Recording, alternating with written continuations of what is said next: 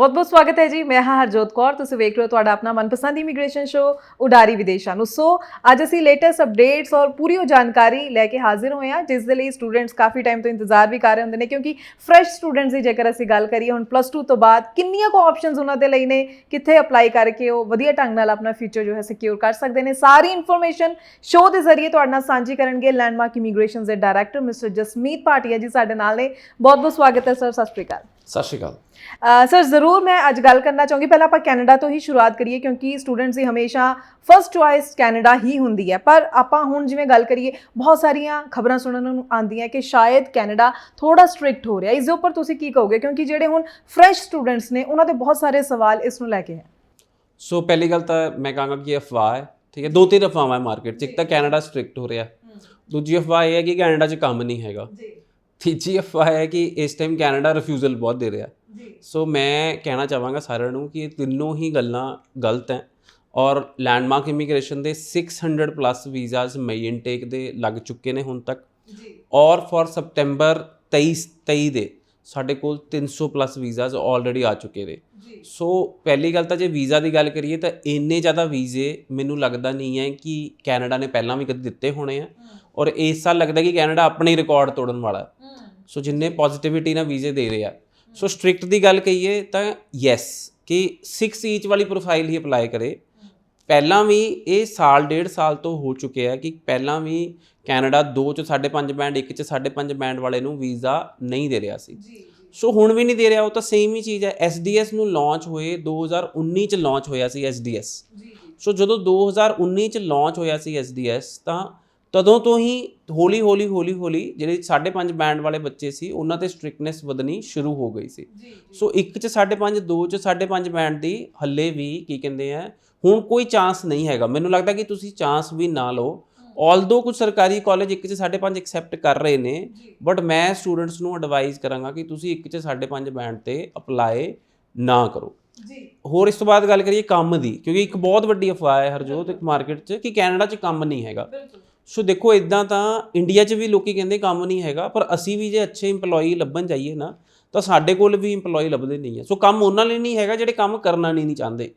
ਨਹੀਂ ਤਾਂ ਮੈਂ ਜਦੋਂ ਲਾਸਟ ਵਿਜ਼ਿਟ ਮੇਰੀ ਦਸੰਬਰ 'ਚ ਕੈਨੇਡਾ ਦੀ ਰਹੀ ਹੈ ਤਾਂ ਇੱਕ ਸਟੂਡੈਂਟ ਕੋਲ 2-3 ਆਪਸ਼ਨ ਸੀ, ਇੱਕ ਪੀਜ਼ਾ ਹਟ, ਇੱਕ ਮੈਕਡੋਨਲਡਸ, ਇੱਕ ਕਾਫੀ ਸ਼ਾਪ ਕੋਈ, ਸੋ A&W। ਸੋ 3 ਆਫਰਾਂ ਚੱਕੀ ਫਿਰਦਾ ਸੀ ਬੱਚਾ। ਡਿਸਾਈਡ ਇਹ ਕਰ ਰਿਹਾ ਸੀ ਕਿ ਮੈਂ ਤਿੰਨਾਂ 'ਚੋਂ ਕਿੱਥੇ ਕੰਮ ਕਰਾਂ, ਕਿਹੜਾ ਮੈਨੂੰ ਬੈਟਰ ਸੈਲਰੀ ਦੇਗਾ, ਕਿਹੜਾ ਮੈਨੂੰ ਬੈਟਰ ਪਰਕਸ ਦੇਗਾ।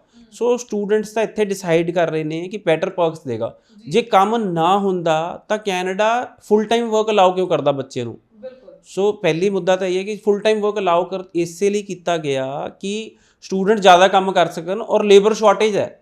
ਸੋ ਪੂਰੇ ਦੁਨੀਆ ਵਿੱਚ ਅੱਜ ਦੀ ਡੇਟ 'ਚ ਐਕਸਟ੍ਰੀਮ ਲੇਬਰ ਸ਼ਾਰਟੇਜ ਹੈ।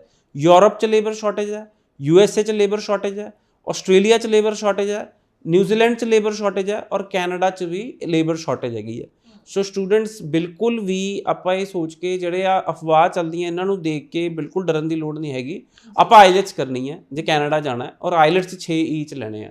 ਜੇ 6 ਈਚ ਹੈਗੇ ਆ ਤਾਂ ਵੀਜ਼ਾ ਅਸੀਂ ਲਗਵਾ ਕੇ ਦੇਵਾਂਗੇ। ਵੀਜ਼ਾ ਐਕਸਪਰਟ ਅਸੀਂ ਬੈਠੇ ਹਾਂ, 15 ਸਾਲ ਦੀ ਕੀ ਕਹਿੰਦੇ ਸਾਨੂੰ ਤਜਰਬਾ ਹੈਗਾ। ਡਿਫਿਕਲਟ ਤੋਂ ਡਿਫਿਕਲਟ ਕੇਸ ਦਾ ਹਰਜੋਤ ਅਸੀਂ ਵੀਜ਼ਾ ਅਪਰੂਵ ਕਰਵਾਇਆ।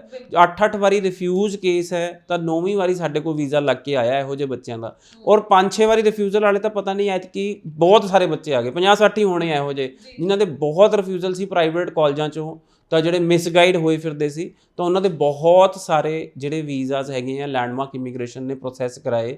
ਸਾਨੂੰ 16 ਸਾਲ ਦਾ ਤਜਰਬਾ ਇਸ ਫੀਲਡ 'ਚ ਹੈਗਾ 2007 ਤੋਂ, ਔਰ ਜਿੱਦਣ ਤੋਂ ਅਸੀਂ ਓਪਨ ਕੀਤਾ ਸੀ ਇਹੀ ਵਿਜ਼ਨ ਸੀ ਕਿ ਸਟੂਡੈਂਟਸ ਨੂੰ ਆਪਾਂ ਸਹੀ ਤਰੀਕੇ ਗਾਈਡ ਕਰਨਾ।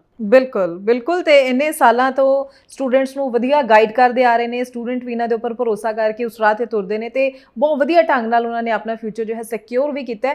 ਤੁਸੀਂ ਆਇਲਸ ਨੂੰ ਲੈ ਕੇ ਕਲੈਰਿਟੀ ਦਿੱਤੀ ਹੈ, PT ਵਾਲਿਆਂ ਨੂੰ ਵੀ ਜ਼ਰੂਰ ਗਾਈਡ ਕਰੋ ਕਿ ਉਹਨਾਂ ਨੂੰ PT ਦੇ ਨਾਲ ਕਿੰਨੇ ਸਕੋਰ ਦੇ ਨਾਲ ਕੈਨੇਡਾ ਅਪਲਾਈ ਕਰਨਾ ਚਾਹੀਦਾ ਹੈ। ਸੋ PT ਵਾਲਿਆਂ ਲਈ ਵੀ ਖੁਸ਼ਖਬਰੀ ਹੈ ਕਿ ਲਾਸਟ 15 ਦਿਨਾਂ 'ਚ PT ਨੂੰ ਲੈ ਕੇ ਕੈਨੇਡਾ ਦਾ ਰੁਝਾਨ ਬੜਾ ਪੋਜ਼ਿਟਿਵ ਹੈ। ਮੇਰੇ ਕੋਲ 15 ਦਿਨਾਂ 'ਚ 15 ਵੀਜ਼ਾ ਹੈ, ਡੇਲੀ ਵੀਜ਼ਾ ਆ ਰਿਹਾ ਮੇਰੇ ਕੋਲ PT ਤੇ। ਪਰ ਜਿਹੜਾ PT ਦਾ ਸਕੋਰ ਹੈ ਉਹ 58 ਐਂਡ ਅਬਵ ਚਾਹੀਦਾ। ਅੱਜ ਵੀ ਵੀਜ਼ਾ ਆਇਆ PT 62 ਤੇ, ਕੱਲ ਵੀ ਵੀਜ਼ਾ ਆਇਆ ਸੀ PT 59 ਤੇ, ਔਰ ਇੱਕ ਦਿਨ ਪਹਿਲਾਂ ਫਰਾਈਡੇ ਨੂੰ ਵੀ ਵੀਜ਼ਾ ਆਇਆ ਸੀ PT 61 ਤੇ। ਸੋ ਡੇਲੀ PT ਤੇ ਵੀਜ਼ਾਸ ਆ ਰਹੇ ਨੇ। ਡੇਲੀ ਬੇਸਿਸ ਤੇ PTE ਤੇ ਵੀਜ਼ਾਸ ਆ ਰਹੇ ਨੇ, ਬਟ ਉਹਦੇ 'ਚ ਕੁਝ ਚੀਜ਼ਾਂ ਧਿਆਨ ਦੀਆਂ ਰੱਖਣੀਆਂ ਕਿ ਆਪਣੇ 50 ਤੋਂ ਥੱਲੇ ਨਾ ਹੋਣ ਐਕੈਡੈਮਿਕ ਸਕੋਰ। ਈਚ ਸਬਜੈਕਟ 'ਚ 50 ਹੋਣੇ ਜ਼ਰੂਰੀ ਹੈ। ਜੇ ਗ੍ਰੈਜੂਏਟ ਹੋ ਤਾਂ 55% ਹੋਣ ਓਵਰਆਲ ਜੇ ਤੁਸੀਂ PTE ਤੇ ਅਪਲਾਈ ਕਰਨਾ, ਔਰ PTE ਦਾ ਸਕੋਰ 58 ਹੋਵੇ। ਜਿੰਨਾ ਜ਼ਿਆਦਾ PTE ਦਾ ਸਕੋਰ ਹੋਏਗਾ ਉਨਾ ਬੈਟਰ ਹੈ। ਜੇ ਰਿਫਿਊਜ਼ਲ ਆ ਗਈ, ਸਪੋਜ਼ ਹੁਣ ਆਪਾਂ ਕਹਿੰਦੇ ਹਾਂ ਕਿ PTE ਤੇ ਰਿਫਿਊਜ਼ਲ ਆ ਗਈ, ਤਾਂ 6 ਈਚ ਵਾਲੇ ਨੂੰ ਰਿਫਿਊਜ਼ਲ ਨਹੀਂ ਆਉਂਦੀ।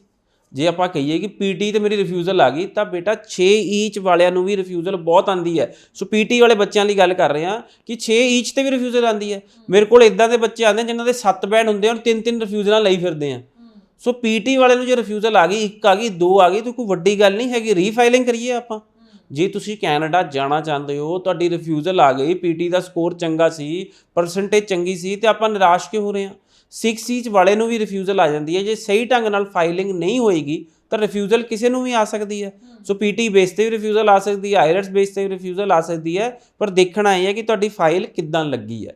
ਸੋ ਸਰਕਾਰੀ ਕਾਲਜ 'ਚ ਅਪਲਾਈ ਕੀਤਾ PTE ਤੇ, ਕੋਰਸ ਰੈਲੀਵੈਂਟ ਲਿਆ, ਫਾਰਮ ਸਹੀ ਭਰੇ ਆ, ਜੇ ਸਾਰੀਆਂ ਚੀਜ਼ਾਂ ਸਹੀ ਹੈਗੀਆਂ ਤਾਂ ਵੀਜ਼ਾ ਮਿਲਣ ਦੇ ਪੂਰੇ ਚਾਂਸਸ ਹੈਗੇ ਆ। ਬਿਲਕੁਲ ਸਹੀ ਗੱਲ ਤੁਸੀਂ ਕਹੀ ਹੈ। ਬਾਕੀ ਸਟੂਡੈਂਟਸ ਨੂੰ ਜ਼ਰੂਰ ਕਹਿਣਾ ਚਾਹਾਂਗੇ, ਤੁਹਾਡੇ ਆਪਣੇ ਕੋਈ ਅਗਰ ਡਾਊਟਸ ਵੀ ਨੇ ਤਾਂ ਨੰਬਰ ਅਸੀਂ ਜੋ ਡਿਸਪਲੇ ਕੀਤਾ ਇਸ ਦੇ ਉੱਪਰ ਤੁਸੀਂ ਕਾਲ ਕਰੋ, ਲੈਂਡਮਾਰਕ ਇਮੀਗ੍ਰੇਸ਼ਨ ਦੀ ਟੀਮ ਦੇ ਨਾਲ ਟਾਈਮਲੀ ਕੰਟੈਕਟ ਕਰੋ ਤਾਂ ਕਿ ਕਿਤੇ ਦੇਰੀ ਨਾ ਹੋ ਜਾਏ। ਤੇ ਮੈਂ ਇੱਥੇ ਜ਼ਰੂਰ ਜ਼ਿਕਰ ਕਰਨਾ ਚਾਹੂੰਗੀ ਕਿ ਜੇਕਰ ਹੁਣ ਜਿਵੇਂ ਆਪਾਂ ਦੇਖੀਏ ਕਿ ਫਾਈਲਿੰਗ ਬਹੁਤ ਤੇਜ਼ੀ ਦੇ ਨਾਲ ਹੋ ਰਹੀ ਹੈ ਸਪਟੈਂਬਰ ਇਨਟੇਕ ਦੇ ਲਈ, ਕਿੰਨਾ ਕੁ ਰਸ਼ ਨਜ਼ਰ ਆ ਰਿਹਾ ਔਰ ਕਿੰਨੀ ਜਲਦੀ ਸੀਟ ਜੋ ਹੈ ਫਿਲ ਹੁੰਦੀਆਂ ਜਾ ਰਹੀਆਂ, ਤਾਂ ਕਿ ਸਟੂਡੈਂਟਸ ਆਪਣਾ ਪ੍ਰੋਸੈਸ ਟਾਈਮਲੀ ਸ਼ੁਰੂ ਕਰਵਾਉਣ। ਜਿਹੜੇ ਹਲੇ ਆਪਣੇ ਰਿਜ਼ਲਟ ਦੀ ਵੀ ਵੇਟ ਕਰ ਰਹੇ ਨੇ ਉਹ ਕਿਵੇਂ ਅੱਗੇ ਵਧਣ। ਸੋ ਪਹਿਲੀ ਗੱਲ ਤੁਸੀਂ ਸਪਟੈਂਬਰ ਇਨਟੇਕ ਛੋੜਿਆ, September intake Lampton college close ਹੋ ਚੁੱਕਿਆ, ਲਾਇਲਿਸ਼ ਕਾਲਜ ਟੋਰਾਂਟੋ ਕਲੋਜ਼ ਹੋ ਚੁੱਕਿਆ, ਲਾਇਲਿਸ਼ ਕਾਲਜ ਬੈਲਵਿਲ ਕਲੋਜ਼ ਹੋ ਚੁੱਕਿਆ, KPU ਕਲੋਜ਼ ਹੋ ਚੁੱਕਿਆ, ਬਾਓ ਵੈਲੀ ਕਾਲਜ ਕਲੋਜ਼ ਹੋ ਚੁੱਕਿਆ। ਬਹੁਤ ਸਾਰੇ ਇਦਾਂ ਦੇ ਕਾਲਜਸ ਹੈਗੇ, ਕੋਰਸਿਸ ਹੈ ਜਿਹੜੇ ਸਪਟੈਂਬਰ ਇਨਟੇਕ ਸਪਟੈਂਬਰ 23 ਕਲੋਜ਼ ਹੋ ਚੁੱਕੇ ਆ। ਟੋਰਾਂਟੋ ਵਿੱਚ ਸਪਟੈਂਬਰ ਇਨਟੇਕ ਦੀ ਜੇ ਤੁਸੀਂ ਸੀਟ ਕਹੋ ਤਾਂ ਬਹੁਤ ਹੀ ਰੇਅਰ ਮਿਲਣੀ ਹੈ, ਬਟ ਹੱਲੇ ਵੀ ਕੁਝ ਸੀਟਾਂ ਅਵੇਲੇਬਲ ਹੈਗੀਆਂ। ਤੁਸੀਂ ਜ਼ਰੂਰ ਸਾਨੂੰ ਕੰਟੈਕਟ ਕਰੋ, because landmark immigration mostly directly representation ਕਰਦਾ, 90% ਤੋਂ ਵੀ ਜ਼ਿਆਦਾ ਸਾਡੀ ਰਿਪਰੈਜ਼ੈਂਟੇਸ਼ਨ ਹੈਗੀ ਹੈ ਕੈਨੇਡਾ ਵਿੱਚ। ਸੋ ਤੁਸੀਂ ਕੰਟੈਕਟ ਕਰੋ, ਜੇ ਤੁਹਾਨੂੰ ਸੀਟ ਚਾਹੀਦੀ ਹੈਗੀ ਹੈ ਤਾਂ ਇਮੀਡੀਏਟਲੀ ਕਰੋ। ਜੇ ਤੁਹਾਡੇ ਕੋਲ ਆਈਲੈਟਸ ਹੈਗਾ ਤਾਂ ਇਮੀਡੀਏਟਲੀ ਆਪਣੀ ਆਫਰ ਲੈਟਰ ਆਪਾਂ ਅਪਲਾਈ ਕਰੀਏ, ਔਰ ਅਪਲਾਈ ਕਰਕੇ ਅਸੀਂ ਫੀਸ ਪੇ ਕਰੀਏ, ਕਿਸੇ ਚੀਜ਼ ਦੀ ਦੇਰੀ ਨਾ ਕਰੀਏ। ਸੋ ਸਪਟੈਂਬਰ ਇਨਟੇਕ 'ਚ ਹੱਲੇ ਵੀ ਕੁਝ ਸੀਟਸ ਅਵੇਲੇਬਲ ਹੈ, ਜਿਵੇਂ ਨਾਇਗਰਾ ਕਾਲਜ 'ਚ ਕੁਝ ਸੀਟਸ ਅਵੇਲੇਬਲ ਹੈਗੀਆਂ। ਸੋ ਯੂਨੀਵਰਸਿਟੀ ਕੈਨੇਡਾ ਵੈਸਟ ਅਵੇਲੇਬਲ ਹੈਗੀ ਹੈ, ਸੈਨਿਕਾ ਕਾਲਜ 'ਚ ਕੁਝ ਸੀਟਸ ਅਵੇਲੇਬਲ ਹੈਗੀਆਂ। ਸੋ ਕੁਝ ਸੀਟਸ ਹੱਲੇ ਵੀ ਸਪਟੈਂਬਰ ਜੇ ਅਸੀਂ ਗੱਲ ਕਰੀਏ ਤਾਂ 23 'ਚ ਅਵੇਲੇਬਲ ਹੈਗੀਆਂ। ਨਾਰਦਰਨ ਕਾਲਜ ਓਪਨ ਹੈ, ਸੂ ਕਾਲਜ ਓਪਨ ਹੈ, ਕੈਂਬਰੀਅਨ ਕਾਲਜ ਓਪਨ ਹੈ, ਨਾਰਕਵੈਸਟ ਕਾਲਜ ਓਪਨ ਹੈ, ਲੈਥਬ੍ਰਿਜ ਕਾਲਜ ਓਪਨ ਹੈ, ਕਿਆਨੋ ਕਾਲਜ ਓਪਨ ਹੈ, ਨਿਊ ਬਰੁੰਸਵਿਕ ਕਮਿਊਨਿਟੀ ਕਾਲਜ ਦੇ ਕੁਝ ਕੋਰਸਿਸ ਓਪਨ ਹੈਗੇ ਆ, ਪ੍ਰੋਵੀਡੈਂਸ ਯੂਨੀਵਰਸਿਟੀ ਓਪਨ ਹੈ। ਸੋ ਲਿਸਟ ਬੜੀ ਲੰਬੀ ਹੈ। ਸੋ ਕਾਫੀ ਸਾਰੇ ਕੋਰਸਿਸ ਹੱਲੇ ਓਪਨ ਹੈਗੇ ਆ ਸਪਟੈਂਬਰ 23 ਲਈ, ਬਟ ਜਨਵਰੀ 24 ਲਈ ਵੀ ਬਹੁਤ ਸਾਰੇ ਕਾਲਜਸ ਓਪਨ ਹੋ ਚੁੱਕੇ ਨੇ। ਸੋ ਜਿਹੜੇ ਬੱਚਿਆਂ ਕੋਲ ਆਈਲੈਟਸ ਦਾ ਰਿਜ਼ਲਟ ਹੈਗਾ, ਮੈਂ ਉਹਨਾਂ ਨੂੰ ਕਹਾਂਗਾ, ਚਾਹੇ ਤੁਸੀਂ 12ਵੀਂ ਦੇ ਹੱਲੇ ਰਿਜ਼ਲਟ ਦੀ ਵੇਟ ਕਰ ਰਹੇ ਹੋ, ਸੋ ਜਿਹੜੇ ਕਾਲਜ ਕੰਡੀਸ਼ਨਲ ਆਫਰ ਲੈਟਰ ਦੇ ਰਹੇ ਆਪਾਂ ਕੰਡੀਸ਼ਨਲ ਆਫਰ ਲੈਟਰ ਅਪਲਾਈ ਕਰੀਏ ਔਰ ਆਪਣੀ ਸਾਲ ਦੀ ਫੀਸ ਭਰ ਦਈਏ। ਜੀ ਬਿਲਕੁਲ। ਸੋ ਤੁਸੀਂ ਜ਼ਰੂਰ ਦੇਖੋ, ਹੌਲੀ ਹੌਲੀ ਸਮਾਂ ਲੰਘਦਾ ਜਾ ਰਿਹਾ ਹੈ। ਸੋ ਸਟੂਡੈਂਟਸ ਨੂੰ ਲੱਗਦਾ ਕਿ ਸਪਟੈਂਬਰ ਹਲੇ ਬਹੁਤ ਦੂਰ ਹੈ ਤੇ ਅਸੀਂ ਕਰ ਲਾਂਗੇ ਅਪਲਾਈ। ਸੋ ਇਸ ਦੇ ਨਾਲ ਜੇ ਤੁਸੀਂ ਟਾਈਮ ਪਾਉਂਦੇ ਹੋ, ਸੀਟਸ ਹੌਲੀ ਹੌਲੀ ਨਿਕਲਦੀਆਂ ਜਾ ਰਹੀਆਂ। ਟਾਈਮਲੀ ਜੋ ਹੈ ਪੂਰੀ ਇਨਫੋਰਮੇਸ਼ਨ ਦੇ ਨਾਲ ਜਿੱਥੇ ਤੁਸੀਂ ਐਲੀਜੀਬਲ ਹੋ ਉੱਥੇ ਅਪਲਾਈ ਕਰੋ। ਕੋਈ ਡਾਊਟ ਹੈ ਇਸ ਨੰਬਰ ਤੇ ਕਾਲ ਕਰੋ, ਲੈਂਡਮਾਰਕ ਇਮੀਗ੍ਰੇਸ਼ਨ ਦੇ ਆਫਿਸ ਵੀ ਵਿਜ਼ਿਟ ਕਰ ਸਕਦੇ ਹੋ। ਸਾਰੀ ਐਡਰੈਸ ਡਿਟੇਲ ਸਾਰੀ ਬ੍ਰਾਂਚਿਸ ਦੀ ਵੀ ਸਕਰੋਲ ਦੇ ਵਿੱਚ ਚੱਲ ਰਹੀਆਂ ਨੇ। ਟਾਈਮਲੀ ਆਪਣੇ ਡਾਕੂਮੈਂਟਸ ਲੈ ਕੇ ਤੁਸੀਂ ਉਹਨਾਂ ਦੀ ਆਓ ਤੇ ਅਸੈਸਮੈਂਟ ਕਰਵਾਓ। ਸੋ ਕੀ WhatsApp ਦੇ ਜ਼ਰੀਏ ਵੀ ਡਾਕੂਮੈਂਟਸ ਤੁਹਾਨੂੰ ਸੈਂਡ ਕੀਤੇ ਜਾ ਬਿਲਕੁਲ, ਸਕਦੇ? 90413 90412 WhatsApp ਤੇ ਨੰਬਰ ਹੈ। 90413 90412 ਸਾਡਾ ਇੱਕ ਕਸਟਮਰ ਕੇਅਰ ਨੰਬਰ ਹੈਗਾ। ਜੋ ਤੁਸੀਂ ਕਾਲ ਕਰੋਗੇ ਜ਼ਰੂਰ ਸਾਡੇ ਕਾਲ ਸੈਂਟਰ 'ਚੋਂ ਤੁਹਾਨੂੰ ਕਾਲ ਆਏਗੀ ਜਾਂ ਸਾਡੀ ਐਕਸਪਰਟ ਟੀਮ ਤੁਹਾਨੂੰ ਕਾਲ ਕਰੇਗੀ। ਜੇ ਤੁਸੀਂ WhatsApp ਕਰੋਗੇ ਤਾਂ WhatsApp ਮੇਰੇ ਕੋਲ ਹੀ ਆਊਗਾ। ਸੋ ਮੈਂ ਤੁਹਾਡੇ ਡਾਕੂਮੈਂਟ ਅਸੈਸ ਕਰ ਸਕਾਂਗਾ। ਤੁਸੀਂ ਆਪਣੇ ਡਾਕੂਮੈਂਟ ਅਸੈਸ ਕਰਾਉਣ ਲਈ ਤੁਸੀਂ ਮੈਨੂੰ WhatsApp ਕਰ ਸਕਦੇ ਹੋ 90413 90412 ਤੇ। ਸੋ ਟੀਮ ਤੁਸੀਂ ਸਾਨੂੰ ਈਮੇਲ ਵੀ ਕਰ ਸਕਦੇ ਹੋ info@landmarkimmigration.com ਤੇ। ਔਰ ਜੇ ਤੁਹਾਡੇ ਕੋਈ ਵੀ ਡਾਊਟ ਹੈਗੇ ਆ, ਮੇਰੇ ਹਿਸਾਬ ਨਾਲ ਤਾਂ ਪੇਰੈਂਟਸ ਨੂੰ ਕਹੋ ਸਾਨੂੰ ਅਸੈਸਮੈਂਟ ਕਰਾਉਣੀ ਹੈ, ਸਾਨੂੰ ਦਫ਼ਤਰ ਲੈ ਕੇ ਚੱਲੀਏ। ਸੋ ਦਫ਼ਤਰ ਸਾਡੇ ਵੱਖ-ਵੱਖ ਲੋਕੇਸ਼ਨ ਤੇ ਹੈਗੇ ਆ। ਮੋਗਾ ਸਾਡਾ ਆਫਿਸ ਹੈ, ਬਠਿੰਡਾ ਸਾਡਾ ਆਫਿਸ ਹੈ, ਅੰਮ੍ਰਿਤਸਰ ਸਾਡਾ ਆਫਿਸ ਹੈ, ਲੁਧਿਆਣਾ, ਜਲੰਧਰ, ਚੰਡੀਗੜ੍ਹ ਸੈਕਟਰ 17, ਮੋਹਾਲੀ, ਜੀਂਦ, ਕਰਨਾਲ ਤੇ ਜੰਮੂ 'ਚ ਸਾਡਾ ਆਫਿਸ ਹੈ। ਗੁਜਰਾਤ 'ਚ ਸਾਡਾ ਆਫਿਸ ਵਡੋਦਰਾ 'ਚ ਹੈਗਾ। ਸੋ ਤੁਸੀਂ ਨੀਅਰੈਸਟ ਆਫਿਸ ਵਿਜ਼ਿਟ ਕਰਕੇ ਆਪਣੀ ਅਸੈਸਮੈਂਟ ਕਰਾਓ। ਔਰ ਆਉਣ ਵਾਲੇ ਸਮੇਂ 'ਚ ਸਾਡੇ ਸੈਮੀਨਾਰ ਹੋਣ ਜਾ ਰਹੇ ਆ। 21 ਅਪ੍ਰੈਲ ਤੋਂ ਸਾਡੇ ਸੈਮੀਨਾਰ ਹੋਣ ਜਾ ਰਹੇ ਨੇ। ਕਰਨਾਲ 'ਚ ਹੋਟਲ ਜਿਊਸ 'ਚ 24 ਅਪ੍ਰੈਲ ਤੋਂ ਸਾਡਾ ਸੈਮੀਨਾਰ ਹੋਣ ਜਾ ਰਿਹਾ, ਮੈਰੀਅਟ ਹੋਟਲ ਚੰਡੀਗੜ੍ਹ ਵਿੱਚ, ਔਰ 25 ਅਪ੍ਰੈਲ ਨੂੰ ਸਾਡਾ ਸੈਮੀਨਾਰ ਹੈਗਾ ਲੁਧਿਆਣਾ ਹੋਟਲ ਗਰੇਵਾਸ 'ਚ, 26 ਅਪ੍ਰੈਲ ਨੂੰ ਸਾਡਾ ਸੈਮੀਨਾਰ ਹੈਗਾ ਹੋਟਲ ਕਿੰਗਸ ਜਲੰਧਰ 'ਚ, ਔਰ 27 ਅਪ੍ਰੈਲ ਨੂੰ ਸਾਡਾ ਸੈਮੀਨਾਰ ਹੈਗਾ ਅੰਮ੍ਰਿਤਸਰ ਹੋਟਲ HK ਕਲਾਰਕਸਨ 'ਚ, 29 ਅਪ੍ਰੈਲ ਨੂੰ ਸਾਡਾ ਸੈਮੀਨਾਰ ਹੈ ਬਠਿੰਡਾ 'ਚ ਹੋਟਲ ਸਟੈਲਾ, 30 ਅਪ੍ਰੈਲ ਨੂੰ ਸਾਡਾ ਸੈਮੀਨਾਰ ਹੈਗਾ ਪਟਿਆਲੇ। ਐਂਡ ਇਸ ਸੈਮੀਨਾਰ ਦੀ ਜਿਹੜੀ ਲੜੀ ਹੈ ਚੱਲਦੀ ਰਹੂਗੀ, ਬਿਕੋਜ਼ ਸਾਡੀ ਕੋਸ਼ਿਸ਼ ਹੈ ਕਿ ਜਿਹੜੇ ਸਟੂਡੈਂਟਸ ਨਹੀਂ ਆ ਸਕਦੇ ਜਾਂ ਆਪਣੇ ਸਿਟੀ 'ਚ ਵਿਜ਼ਿਟ ਕਰਨਾ ਚਾਹੁੰਦੇ ਆ ਤਾਂ ਉਹਨਾਂ ਦੀ ਸਿਟੀ ਜਾ ਕੇ ਮੈਂ ਉਹਨਾਂ ਨੂੰ ਕਾਉਂਸਲਿੰਗ ਦੇ ਸਕਾਂ, ਉਹਨਾਂ ਨੂੰ ਗਾਈਡ ਕਰ ਸਕਾਂ। ਜੀ ਬਿਲਕੁਲ, ਤੇ ਤੁਸੀਂ ਸੈਮੀਨਾਰਸ ਦੀ ਗੱਲ ਕੀਤੀ ਹੈ ਤਾਂ ਫਿਰ ਕਿਹੜੀ ਕੰਟਰੀ ਤੇ ਫੋਕਸ ਕਰਕੇ ਸੈਮੀਨਾਰਸ ਆਰਗੇਨਾਈਜ਼ ਕੀਤੇ ਗਏ ਨੇ, ਜਾਂ ਫਿਰ ਸਾਰੀ ਕੰਟਰੀਜ਼ ਦੀ ਆਪਸ਼ਨ ਸਟੂਡੈਂਟਸ ਨੂੰ ਇੱਕੋ ਥਾਂ ਤੇ ਮਿਲੇਗੀ? ਬਿਲਕੁਲ, ਸਾਰੇ ਕੰਟਰੀਜ਼ ਦੀ ਆਪਸ਼ਨ ਸਟੂਡੈਂਟ ਨੂੰ ਇੱਕੋ ਥਾਂ ਤੇ ਹੀ ਮਿਲੇਗੀ, ਚਾਹੇ ਉਹ ਕੈਨੇਡਾ ਹੈ, ਚਾਹੇ ਉਹ ਆਸਟ੍ਰੇਲੀਆ, ਚਾਹੇ ਉਹ USA ਹੈ, ਚਾਹੇ ਉਹ ਜਰਮਨੀ ਹੈ, ਚਾਹੇ ਉਹ UK ਹੈ, ਚਾਹੇ ਉਹ ਕੋਈ ਵੀ ਕੰਟਰੀ ਹੈਗਾ, ਸਾਰੇ ਕੰਟਰੀਜ਼ ਦੀ ਆਪਸ਼ਨ ਸਟੂਡੈਂਟਸ ਨੂੰ ਇੱਕੋ ਥਾਂ ਤੇ ਹੀ ਮਿਲੇਗੀ। ਸਾਰੇ ਕੰਟਰੀਜ਼ ਦੀ ਆਪਸ਼ਨ ਸਟੂਡੈਂਟਸ ਇੱਕੋ ਥਾਂ ਤੋਂ ਹੀ ਅਪਲਾਈ ਕਰ ਸਕਦੇ ਆ। ਸੋ ਸਟੂਡੈਂਟਸ ਨੂੰ ਮੈਂ ਕਹਿਣਾ ਚਾਹਾਂਗਾ ਕਿ ਮਿਸਗਾਈਡ ਹੋਣ ਦੀ ਲੋੜ ਨਹੀਂ ਹੈਗੀ, ਕੋਈ ਪ੍ਰੋਸੈਸਿੰਗ ਫੀਸ ਦੇਣ ਦੀ ਲੋੜ ਨਹੀਂ ਹੈਗੀ, ਕੋਈ ਪ੍ਰੋਸੈਸਿੰਗ ਫੀਸ ਨਹੀਂ ਹੈਗੀ, not before visa, not after visa for a fresh case. ਜੇ ਰਿਫਿਊਜ਼ਲ ਹੋ ਤਾਂ ਸਾਨੂੰ ਉੱਤੇ ਮਿਹਨਤ ਕਰਨੀ ਪਏਗੀ, ਬਿਲਕੁਲ ਉਹਦੀ ਪ੍ਰੋਸੈਸਿੰਗ ਫੀਸ ਹੋਏਗੀ। ਵੈਸੇ ਕਿਸੇ ਵੀ ਕੇਸ ਦੀ ਕੋਈ ਪ੍ਰੋਸੈਸਿੰਗ ਫੀਸ ਨਹੀਂ ਹੈਗੀ ਹੈ, ਔਰ ਜਿਹੜੇ ਚੁਣਿੰਦਾ ਸਟੂਡੈਂਟ ਹੋਣਗੇ ਉਹਨਾਂ ਨੂੰ ਲੈਂਡਮਾਰਕ ਇਮੀਗ੍ਰੇਸ਼ਨ ਵੱਲੋਂ ਲੈਪਟਾਪ ਵੀ ਦਿੱਤਾ ਜਾਏਗਾ। ਜੀ, ਸੋ ਤੁਸੀਂ ਵੀ ਦੇਖੋ ਇਸ ਖਾਸ ਤੋਹਫੇ ਦਾ ਫਾਇਦਾ ਲੈ ਸਕਦੇ ਹੋ ਟਾਈਮਲੀ, ਤੇ ਜ਼ਰੂਰ ਤੁਸੀਂ ਇਸ ਨੰਬਰ ਤੇ ਕਾਲ ਕਰਕੇ ਵੀ ਹੋਰ ਜਾਣਕਾਰੀ ਲੈ ਸਕਦੇ ਹੋ, ਤੇ ਇਹਨਾਂ ਸੈਮੀਨਾਰ ਦਾ ਹਿੱਸਾ ਜ਼ਰੂਰ ਬਣੋ, ਇੱਥੇ ਪਹੁੰਚੋ। ਬਹੁਤ ਸਾਰੀਆਂ ਆਪਸ਼ਨਸ ਤੁਹਾਨੂੰ ਪਤਾ ਲੱਗਣਗੀਆਂ ਕਿ ਤੁਹਾਡੀ ਪ੍ਰੋਫਾਈਲ ਦੇ ਅਕੋਰਡਿੰਗਲੀ ਤੁਸੀਂ ਕਿਹੜੇ ਰਾਹ ਚੁਣ ਸਕਦੇ ਹੋ। ਸੋ ਮੈਂ ਅੱਗੋਂ ਅਗਰ ਗੱਲ ਕਰਾਂ, ਆਪਾਂ ਕੈਨੇਡਾ ਦੀ ਤਾਂ ਗੱਲ ਕਰ ਚੁੱਕੇ ਹਾਂ, ਆਸਟ੍ਰੇਲੀਆ ਦੀ ਵੀ ਕਰਾਂਗੀ, ਪਰ ਇਹਨਾਂ ਕੰਟਰੀਜ਼ ਤੋਂ ਇਲਾਵਾ ਹੋਰ ਕਿਹੜੀਆਂ ਐਸੀ ਆਪਸ਼ਨਸ ਹੋਰ ਵੀ ਨੇ ਕੰਟਰੀਜ਼ ਦੀ ਜਿਸ ਦਾ ਇਸ ਟਾਈਮ ਤੇ ਸਟੂਡੈਂਟਸ ਕਾਫੀ ਫਾਇਦਾ ਲੈ ਸਕਦੇ ਨੇ, ਬੈਸਟ ਆਪਸ਼ਨਸ ਜਿਨ੍ਹਾਂ ਨੂੰ ਆਪਾਂ ਬੋਲ ਸਕਦੇ ਹਾਂ? ਸੋ ਦੇਖੋ, USA ਇੱਕ ਬਹੁਤ ਵਧੀਆ ਆਪਸ਼ਨ ਹੈਗੀ ਹੈ। ਸੋ USA ਜੇ ਤੁਸੀਂ ਪੜ੍ਹਨ ਜਾਣਾ ਚਾਹੁੰਦੇ ਹੋ ਤਾਂ USA ਪਹਿਲੀ ਗੱਲ ਤਾਂ ਨਾਰਥ ਅਮਰੀਕਾ 'ਚ ਹੀ ਆ ਜਾਂਦਾ। So Canada and USA is called North America. So ਜੇ ਤੁਸੀਂ ਕੈਨੇਡਾ ਜਾਣਾ ਚਾਹੁੰਦੇ ਸੀ ਔਰ ਕੈਨੇਡਾ ਕਿਸੇ ਤਰੀਕੇ ਤੁਸੀਂ ਨਹੀਂ ਬਣ ਪਾ ਰਿਹਾ, ਤੁਹਾਡੇ ਬੈਂਡ ਆ ਰਹੇ ਆ, ਘੱਟ ਆ ਰਹੇ ਆ, ਜਾਂ ਕੋਈ ਦਿੱਕਤ ਆ ਰਹੀ ਹੈ, ਸੋ USA ਇੱਕ ਬਹੁਤ ਹੀ ਵਧੀਆ ਆਪਸ਼ਨ ਹੈਗੀ ਹੈ। ਸੋ ਸਟੂਡੈਂਟਸ USA ਤੁਸੀਂ ਜਾ ਸਕਦੇ ਹੋ। ਸੋ USA ਦਾ ਪ੍ਰੋਸੈਸ ਵੀ ਸਿੰਪਲ ਹੈ, ਕੋਈ ਜ਼ਿਆਦਾ ਔਖਾ ਨਹੀਂ ਹੈਗਾ, ਬਸ ਔਖਾ ਸਿਰਫ ਇੰਟਰਵਿਊ ਲੈਣਾ ਹੀ ਹੈ। ਸੋ ਇੰਟਰਵਿਊ ਦੀ ਡੇਟ ਜਦੋਂ ਵੀ ਆ ਜਾਂਦੀ ਹੈ 2 4 5 6 ਮਹੀਨੇ 'ਚ, ਮਤਲਬ ਵਿਦਿਨ 6 ਮੰਥਸ ਦਾ ਟਾਈਮ ਫਰੇਮ ਆਪਾਂ ਲੈ ਕੇ ਚੱਲੀਏ ਤਾਂ ਤੁਸੀਂ ਇੰਟਰਵਿਊ ਇੱਕ ਸਿੰਪਲ ਜੀ ਦੇ ਕੇ ਕਲੀਅਰ ਕਰ ਸਕਦੇ ਹੋ। ਸਭ ਤੋਂ ਇੰਪੋਰਟੈਂਟ ਚੀਜ਼ਾਂ ਰਹਿਣਗੀਆਂ USA 'ਚ ਨੋਟ ਕਰਨ ਵਾਲੀਆਂ ਕਿ ਤੁਹਾਡਾ ਜਿਹੜਾ ਕੋਰਸ ਹੈ ਉਹ STEM ਕੋਰਸ ਹੋਏ, ਯਾਨੀ ਕਿ ਸਾਇੰਸ, ਟੈਕਨੋਲੋਜੀ, ਇੰਜੀਨੀਅਰਿੰਗ, ਮੈਥਮੈਟਿਕਸ। ਕਿਉਂਕਿ ਮੇਰੇ ਕੋਲ ਸਟੂਡੈਂਟਸ ਵਿਜ਼ਿਟ ਕਰਦੇ ਆ ਤਾਂ ਉਹ ਕਹਿੰਦੇ ਆ ਕਿ ਜਿਹੜਾ ਕੋਰਸ ਦਿੱਤਾ ਸੀ ਉਹ ਮੈਨੂੰ ਆਰਟਸ ਦੇ ਦਿੱਤਾ, ਹੌਸਪਿਟੈਲਿਟੀ ਦੇ ਦਿੱਤਾ, BA ਪੋਲੀਟੀਕਲ ਸਾਇੰਸ ਦੇ ਦਿੱਤਾ, ਸਾਈਕੋਲੋਜੀ ਦੇ ਦਿੱਤਾ। ਜੇ ਤੁਸੀਂ ਇੱਦਾਂ ਦੇ ਕੋਰਸ 'ਚ ਜਾਓਗੇ ਤਾਂ ਤੁਹਾਨੂੰ ਪੋਸਟ ਗ੍ਰੈਜੂਏਟ ਵਰਕ ਪਰਮਿਟ ਨਹੀਂ ਮਿਲੇਗਾ। ਸੋ ਜੇ ਤੁਸੀਂ ਸਾਇੰਸ, ਟੈਕਨੋਲੋਜੀ, ਇੰਜੀਨੀਅਰਿੰਗ, ਮੈਥਮੈਟਿਕਸ ਦੇ ਕੋਰਸ 'ਚ ਜਾਓਗੇ ਤਾਂ ਤੁਹਾਨੂੰ ਪੋਸਟ ਗ੍ਰੈਜੂਏਟ ਵਰਕ ਪਰਮਿਟ, ਜਿਹਨੂੰ USA 'ਚ OPT ਕਿਹਾ ਜਾਂਦਾ, ਆਪਸ਼ਨਲ ਪ੍ਰੈਕਟੀਕਲ ਟ੍ਰੇਨਿੰਗ ਕਿਹਾ ਜਾਂਦਾ ਹੈ। ਔਰ ਜਦੋਂ ਤੁਸੀਂ ਪੜ੍ਹਾਈ ਦੇ ਨਾਲ ਕੰਮ ਕਰਦੇ ਹੋ ਤਾਂ ਵੀ ਵਰਕ ਅਲਾਉਡ ਨਹੀਂ ਹੈਗਾ, ਤੁਹਾਨੂੰ ਪਰਮਿਸ਼ਨ ਲੈਣੀ ਪੈਂਦੀ ਹੈ ਕਾਲਜ ਜਾਂ ਯੂਨੀਵਰਸਿਟੀ ਤੋਂ, ਜਿਹਨੂੰ CPT ਕਿਹਾ ਜਾਂਦਾ, ਕਰਿਕੂਲਮ ਪ੍ਰੈਕਟੀਕਲ ਟ੍ਰੇਨਿੰਗ। ਸੋ ਜੇ ਤੁਸੀਂ ਉਹ ਪਰਮਿਸ਼ਨ ਲਓਗੇ ਤਾਂ ਹੀ ਤੁਸੀਂ ਵਰਕ ਕਰ ਪਾਓਗੇ ਬਾਹਰ। ਸੋ ਇਹ ਸਾਰੀਆਂ ਛੋਟੀਆਂ ਗੱਲਾਂ ਕਿਸੇ ਨੂੰ ਨਹੀਂ ਪਤਾ ਹੁੰਦੀਆਂ, ਬਟ USA ਤੋਂ, ਅਮਰੀਕਨ ਇੰਟਰਨੈਸ਼ਨਲ ਰਿਕਰੂਟਮੈਂਟ ਕਾਊਂਸਿਲ ਤੋਂ ਲੈਂਡਮਾਰਕ ਇਮੀਗ੍ਰੇਸ਼ਨ ਸਰਟੀਫਾਈਡ ਹੈਗਾ, AIRC ਤੋਂ।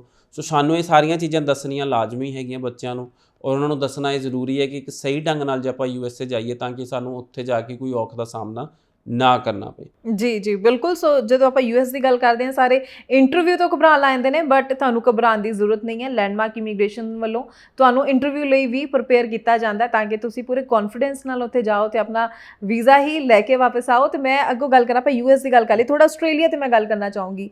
ਹੁਣ ਕੀ ਕੋਈ ਗੁੰਜਾਇਸ਼ ਬਚੀ ਹੈ ਜੁਲਾਈ ਇਨਟੇਕ ਦੇ ਲਈ? ਕੀ ਹਲੇ ਸਟੂਡੈਂਟ 22 ਵਾਲੇ ਹਲੇ ਉਹਨਾਂ ਕੋਲ ਕੋਈ ਚਾਂਸ ਹੈ? ਸੋ 22 ਵਾਲੇ ਦੇਖੋ, ਜੁਲਾਈ ਇਨਟੇਕ ਤਾਂ ਅਪਲਾਈ ਮੈਨੂੰ ਲੱਗਦਾ ਕਿ ਥੋੜਾ ਲੇਟ ਹੋ ਗਿਆ, ਕਿਉਂਕਿ GT ਅੱਜ ਦੀ ਡੇਟ 'ਚ ਬਹੁਤ ਸਮਾਂ ਲੈ ਰਹੀ ਹੈ। ਸੋ ਆਸਟ੍ਰੇਲੀਆ ਦੀਆਂ ਯੂਨੀਵਰਸਿਟੀਆਂ ਪ੍ਰਪੇਅਰ ਨਹੀਂ ਹੈਗੀਆਂ ਇੰਨਾ ਤੇਜ਼ੀ ਦੇ ਨਾਲ GT ਕਲੀਅਰ ਕਰਨ ਦੀਆਂ, ਇੱਕ ਸੱਚਾਈ ਹੈ। ਬਹੁਤ ਸਾਰੇ ਸਟੂਡੈਂਟ ਬਹੁਤ ਮਹੀਨਿਆਂ ਤੋਂ ਵੇਟ ਕਰ ਰਹੇ ਨੇ ਕਿ ਮੇਰੀ GT ਕਲੀਅਰ ਹੋਏਗੀ, ਮੇਰੀ GT ਕਲੀਅਰ ਹੋਏਗੀ। ਐਂਡ ਸੈਕੰਡਲੀ, ਨਵੰਬਰ ਇਨਟੇਕ ਹੱਲੇ 12ਵੀਂ ਪਾਸ ਬੱਚੇ ਅਪਲਾਈ ਕਰ ਸਕਦੇ ਜਦ ਤੱਕ ਕੋਈ ਨੋਟੀਫਿਕੇਸ਼ਨ ਨਹੀਂ ਆਉਂਦੀ ਹੈ। ਸੋ ਜਿਹੜੇ ਬੱਚਿਆਂ ਨੇ ਹੱਲੇ ਅਪਲਾਈ ਕਰਨਾ ਹੈ, 22 ਪਾਸ ਆਊਟ ਵਾਲਿਆਂ ਨੇ, ਤਾਂ ਨਵੰਬਰ ਇਨਟੇਕ ਜ਼ਰੂਰ ਤੁਸੀਂ ਅਪਲਾਈ ਕਰ ਸਕਦੇ ਹੋ ਫॉर ਆਸਟ੍ਰੇਲੀਆ। ਬਟ ਆਸਟ੍ਰੇਲੀਆ 'ਚ ਸਮਾਂ ਲੱਗ ਰਿਹਾ, ਪ੍ਰੋਸੈਸਿੰਗ 'ਚ ਵੀ ਸਮਾਂ ਲੱਗ ਰਿਹਾ, ਔਰ ਜੀਟੀ ਕਲੀਅਰ ਹੋਣ 'ਚ ਵੀ ਸਮਾਂ ਲੱਗ ਰਿਹਾ। ਆਫਰ ਛੇਤੀ ਆ ਰਹੀਆਂ, ਆਫਰ ਬਹੁਤ ਜਲਦੀ ਆ ਰਹੀਆਂ, ਬਟ ਜੀਟੀ ਜਿਹੜਾ ਪਾਰਟ ਹੈਗਾ ਉਹਨੂੰ ਕਲੀਅਰੈਂਸ ਹੁੰਦਿਆਂ ਥੋੜ੍ਹਾ ਸਮਾਂ ਲੱਗ ਰਿਹਾ। ਸੋ ਇਸ ਚੀਜ਼ ਨੂੰ ਆਪਾਂ ਧਿਆਨ 'ਚ ਰੱਖੀਏ, ਕਿਉਂਕਿ ਆਸਟ੍ਰੇਲੀਆ ਕੋਵਿਡ ਦੇ ਦੌਰਾਨ ਦੇਖੋ ਬੰਦ ਸੀ। ਸੋ ਅਸੀਂ ਕਿਹਾ ਕਿ ਹੁਣ ਜਿਵੇਂ ਆਸਟ੍ਰੇਲੀਆ ਨੇ ਜਦੋਂ ਸ਼ੁਰੂ ਕੀਤਾ ਤਾਂ ਉਹਨਾਂ ਨੂੰ ਪਤਾ ਨਹੀਂ ਸੀ ਕਿ ਇੰਨਾ ਇਨਫਲਕਸ ਆਫ ਸਟੂਡੈਂਟਸ ਆ ਜਾਣਗੇ। ਸੋ ਉਹ ਰਸ਼ ਹੈਂਡਲ ਕਰਨ ਲਈ ਸਪੈਸ਼ਲ ਮੈਨ ਪਾਵਰ ਚਾਹੀਦੀ, ਐਕਸਟਰਾ ਮੈਨ ਪਾਵਰ ਚਾਹੀਦੀ, ਐਮਬੈਸੀ ਨੂੰ ਵੀ ਚਾਹੀਦੀ ਹੈ ਅਤੇ ਕਾਲਜਾਂ ਨੂੰ ਵੀ ਚਾਹੀਦੀ ਹੈ। ਕੈਨੇਡਾ ਖੁੱਲ੍ਹਾ ਸੀ ਤਾਂ ਕੈਨੇਡਾ ਹੁਣ ਤੱਕ ਐਕਸਪਰਟ ਹੋ ਚੁੱਕਿਆ। ਸੋ ਉਹ ਆਸਟ੍ਰੇਲੀਆ ਨੂੰ ਕਰਦੇ ਕਰਦੇ ਹੱਲੇ ਸਾਲ ਤੋਂ 1.5 ਸਾਲ ਲੱਗ ਜਾਣਾ।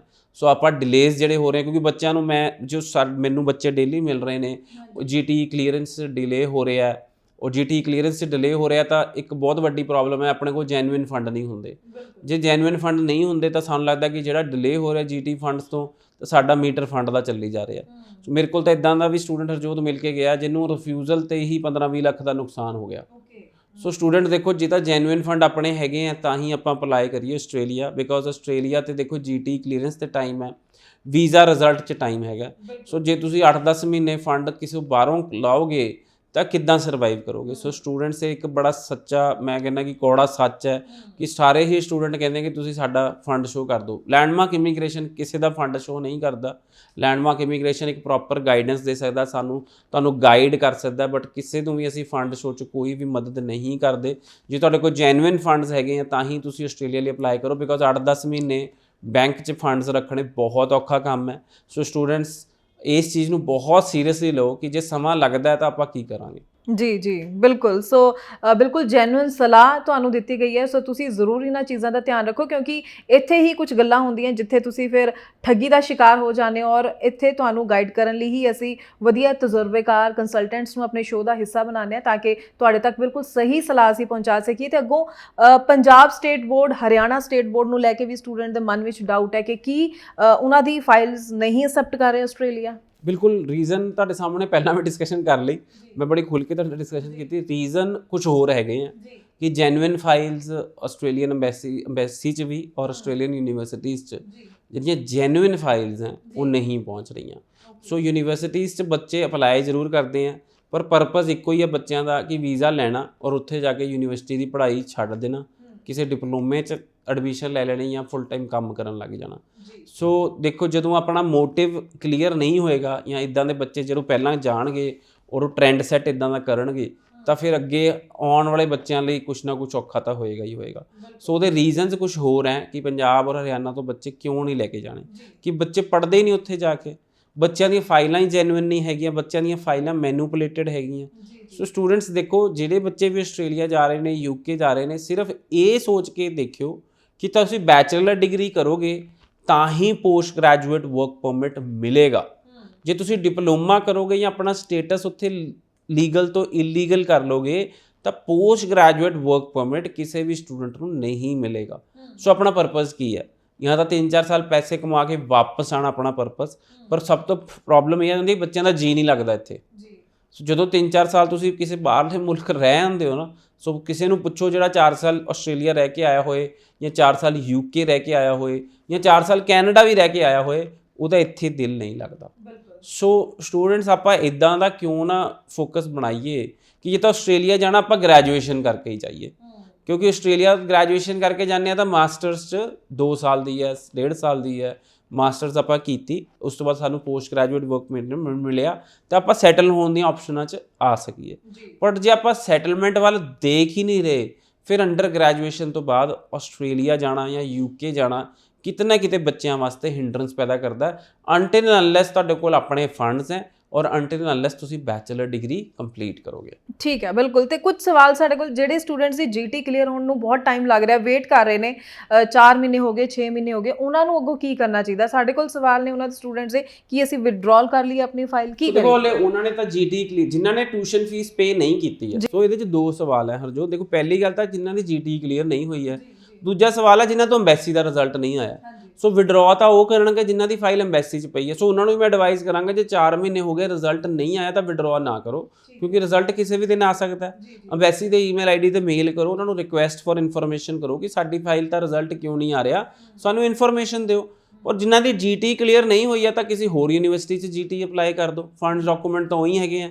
ਸੋ ਕਿਤੇ ਹੋਰ ਆਫਰ ਲੈ ਕੇ ਆਪਾਂ ਅਪਲਾਈ ਕਰ ਦਈਏ, ਕਿਉਂਕਿ ਜੇ ਉਹ ਯੂਨੀਵਰਸਿਟੀ ਆਪਣੀ ਜੀਟੀ ਕਲੀਅਰ ਨਹੀਂ ਕਰ ਰਹੀ, ਕੀ ਪਤਾ ਉਹ ਯੂਨੀਵਰਸਿਟੀ ਉਹਨਾਂ 'ਚ ਹੋਵੇ ਜਿਨ੍ਹਾਂ ਨੇ ਪੰਜਾਬ ਹਰਿਆਣਾ ਤੋਂ ਬੱਚਾ ਹੀ ਨਹੀਂ ਲੈਣਾ, ਤਾਂ ਹੀ 4-6 ਮਹੀਨੇ ਲਾ ਰਹੇ ਤੁਹਾਡੀ ਜੀਟੀ ਕਲੀਅਰ ਕਰਨ ਨੂੰ। ਸੋ ਆਪਾਂ ਕਿਸੇ ਹੋਰ ਯੂਨੀਵਰਸਿਟੀ 'ਚ ਅਪਲਾਈ ਕਰ ਲਈਏ। ਔਰ ਜੇ ਫਿਰ ਵੀ ਤੁਹਾਨੂੰ ਲੱਗਦਾ ਕਿ ਹੁਣ ਮੇਰੀ ਪ੍ਰੋਫਾਈਲ ਆਸਟ੍ਰੇਲੀਆ ਜਾਣ ਦੇ ਨਹੀਂ ਹੈਗੀ, ਹੁਣ ਐਲੀਜੀਬਲ ਹੀ ਨਹੀਂ ਹੈਗੀ, ਫਿਰ ਆਪਾਂ ਕੰਟਰੀ ਚੇਂਜ ਕਰੀਏ। ਬਿਲਕੁਲ ਬਿਲकुल। ਸੋ ਟਾਈਮਲੀ ਸਹੀ ਡਿਸੀਜਨ ਲੈਣਾ ਇਸ ਲਈ ਬਹੁਤ ਹੀ ਜ਼ਿਆਦਾ ਜ਼ਰੂਰੀ ਹੈ। ਬਾਕੀ ਲਗਾਤਾਰ ਨੰਬਰ ਡਿਸਪਲੇ ਹੈ ਜੀ ਲੈਂਡਮਾਰਕ ਇਮੀਗ੍ਰੇਸ਼ਨਸ ਦਾ, ਇਸ ਉੱਪਰ ਕਾਲ ਕਰੋ, ਇਹਨਾਂ ਦੀ ਟੀਮ ਦੇ ਨਾਲ ਟਾਈਮਲੀ ਕੰਟੈਕਟ ਕਰਕੇ ਸਹੀ ਆਪਸ਼ਨਸ ਦੇ ਉੱਪਰ ਚੱਲਦੇ ਹੋਏ ਤੁਸੀਂ ਆਪਣਾ ਵੀਜ਼ਾ ਹਾਸਲ ਕਰ ਸਕਦੇ ਹੋ। ਤੇ ਮੈਂ ਅੱਗੋਂ ਗੱਲ ਜ਼ਰੂਰ ਕਰਨਾ ਚਾਹੂੰਗੀ, ਚਲੋ ਆਪਾਂ ਆਸਟ੍ਰੇਲੀਆ ਬਾਰੇ ਵੀ ਡਿਟੇਲ 'ਚ ਗੱਲ ਕੀਤੀ ਹੈ, ਪਰ ਅੱਗੋਂ ਇੱਕ ਜਰਮਨੀ ਆਪਸ਼ਨ ਬਾਰੇ ਵੀ ਗੱਲ ਕਰਨਾ ਚਾਹਾਂਗੇ ਕਿ ਜਦੋਂ ਪੜ੍ਹੀਦਾ ਇਸ ਦੇ ਬਾਰੇ ਤਾਂ ਲੱਗਦਾ ਕਿ ਵਾਕਈ ਬਹੁਤ ਚੰਗੀ ਆਪਸ਼ਨ ਹੈ, ਪਰ ਪ੍ਰੈਕਟੀਕਲੀ ਦੇਖੀਏ ਤਾਂ ਸਟੂਡੈਂਟਸ ਉਧਰ ਇੰਨਾ ਫੋਕਸ ਨਹੀਂ ਕਰਦਾ, ਸੁਣਦਾ ਹੈ ਪਰ ਫਾਈਲਿੰਗ ਉਨੀ ਨਹੀਂ ਹੁੰਦੀ। 2-3 ਇਸ਼ੂਜ਼ ਆ। ਇੱਕ ਤਾਂ ਜਰਮਨੀ ਬੱਚਾ ਇਸ ਲਈ ਫੋਕਸ ਕਰਦਾ ਕਿਉਂਕਿ ਕਾਫੀ ਸਾਰੀ ਮਾਰਕੀਟ 'ਚ ਜਰਮਨੀ ਕਿਸੇ ਨੂੰ ਆਉਂਦਾ ਹੀ ਨਹੀਂ ਜੀ। ਸੋ ਪਹਿਲੀ ਚੀਜ਼ ਤਾਂ ਜਰਮਨੀ ਦੇ ਐਕਸਪਰਟ ਹੀ ਨਹੀਂ ਹੈ, ਕਿਉਂਕਿ ਜਰਮਨੀ ਆਉਂਦਾ ਹੀ ਨਹੀਂ ਹੈਗਾ ਕਿਸੇ ਨੂੰ, ਤਾਂ ਆਪਾਂ ਜਰਮਨੀ ਕਿੱਥੋਂ ਫੋਕਸ ਕਰਾਂਗੇ। ਬਹੁਤ ਹੀ ਚੁਣਿੰਦਾ ਕੰਸਲਟੈਂਟ ਹੈਗੇ ਜਿਹੜੇ ਜਰਮਨੀ ਪ੍ਰਮੋਟ ਕਰਦੇ ਆ, ਕਿਤੇ ਤੁਸੀਂ ਲੱਗੀ ਵੀ ਨਹੀਂ ਦੇਖੀ ਹੋਣੀ ਕਿ ਸਟੱਡੀ ਇਨ ਜਰਮਨੀ ਐਡ, ਸਾਰੇ ਕੈਨੇਡਾ, ਯੂਕੇ, ਆਸਟ੍ਰੇਲੀਆ ਨੂੰ ਹੀ ਜ਼ਿਆਦਾ ਪ੍ਰਮੋਟ ਕਰਦੇ ਆ। ਸੋ ਜਰਮਨੀ 'ਚ ਪਹਿਲੀ ਗੱਲ ਤਾਂ ਫੰਡ ਨਹੀਂ ਸ਼ੋ ਹੁੰਦੇ। ਸੋ ਇਹ ਵੀ ਇੱਕ ਰੀਜ਼ਨ ਹੈ ਕਿ ਆਪਾਂ ਉਹਨੂੰ ਪ੍ਰਮੋਟ ਨਹੀਂ ਕਰਦੇ, ਕਿਉਂਕਿ ਆਪਣੇ ਪੰਜਾਬ 'ਚ ਜਿਹੜੇ ਕੰਟਰੀ 'ਚ ਫੰਡ ਸ਼ੋ ਹੁੰਦੇ ਨਾ ਉਹਨੂੰ ਪ੍ਰਮੋਟ ਕੀਤਾ ਜਾਂਦਾ। ਹੁਣ ਕੈਨੇਡਾ ਦੀ ਅਫਵਾਹ ਵੀ ਕਿਉਂ ਨਿਕਲਦੀ ਹੈ, ਕਿਉਂਕਿ ਕੈਨੇਡਾ 'ਚ ਵੀ ਫੰਡ ਨਹੀਂ ਸ਼ੋ ਹੁੰਦੇ। ਸੋ ਜਿਹੜੇ ਕੰਟਰੀਜ਼ ਵਿੱਚ ਫੰਡ ਸ਼ੋ ਹੁੰਦੇ ਆਪਾਂ ਕਹਿੰਦੇ ਕਿ ਯੂਕੇ ਵਧੀਆ ਜੀ, ਆਸਟ੍ਰੇਲੀਆ ਵਧੀਆ। ਅੱਜ ਦੀ ਡੇਟ 'ਚ ਯੂਕੇ ਐਂਡ ਆਸਟ੍ਰੇਲੀਆ ਵਧੀਆ, ਪਰ ਉਹਦੀਆਂ ਖਾਮੀਆਂ ਕੋਈ ਨਹੀਂ ਦੱਸਦਾ ਸਾਨੂੰ। ਸੋ ਆਸਟ੍ਰੇਲੀਆ ਯੂਕੇ 'ਚ ਕੀ ਪ੍ਰੋਬਲਮ ਹੈ ਕੋਈ ਨਹੀਂ ਦੱਸੇਗਾ, ਬਟ ਹੁਣ ਜਰਮਨੀ 'ਚ ਵੀ ਕੋਈ ਫੰਡ ਦੀ ਲੋੜ ਨਹੀਂ ਹੁੰਦੀ। ਓਵਰਆਲ 5.5 ਬੈਂਡ ਦੇ ਨਾਲ ਮਾਸਟਰਸ ਲਈ ਤੁਸੀਂ ਅਪਲਾਈ ਕਰ ਸਕਦੇ ਹੋ, ਓਵਰਆਲ 5.5 ਬੈਂਡ ਦੇ ਨਾਲ ਬੈਚਲਰਸ ਦੀ ਤੁਸੀਂ ਅਪਲਾਈ ਕਰ ਸਕਦੇ ਹੋ। ਕੋਈ ਪੁਰਾਣੇ ਫੰਡ ਨਹੀਂ ਲੱਗਦੇ।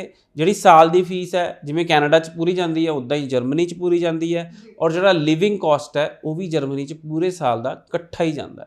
ਸੋ ਇਸੇ ਲਈ ਕੋਈ ਜਰਮਨੀ ਨੂੰ ਅਸੀਂ ਕਹੀਏ ਕਿ ਪ੍ਰਮੋਟ ਨਹੀਂ ਹੁੰਦਾ, ਪਰ ਜਰਮਨੀ ਪੜ੍ਹਾਈ ਕਰਨ ਤੋਂ ਬਾਅਦ 1.5 ਸਾਲ ਦਾ ਜੌਬ ਸਰਚ ਵੀਜ਼ਾ ਦਿੰਦੀ ਹੈ, ਔਰ ਉਹ ਵੀਜ਼ਾ 2 ਵਾਰੀ ਐਕਸਟੈਂਡੇਬਲ ਹੈ। 1.5 ਸਾਲ ਤੋਂ ਬਾਅਦ 6-6 ਮਹੀਨੇ ਦੀ ਆਪਾਂ 2 ਵਾਰੀ ਐਕਸਟੈਂਸ਼ਨ ਪਾ ਸਕਦੇ ਹਾਂ, ਯਾਨੀ ਕਿ ਹੋ ਗਏ 2.5 ਸਾਲ।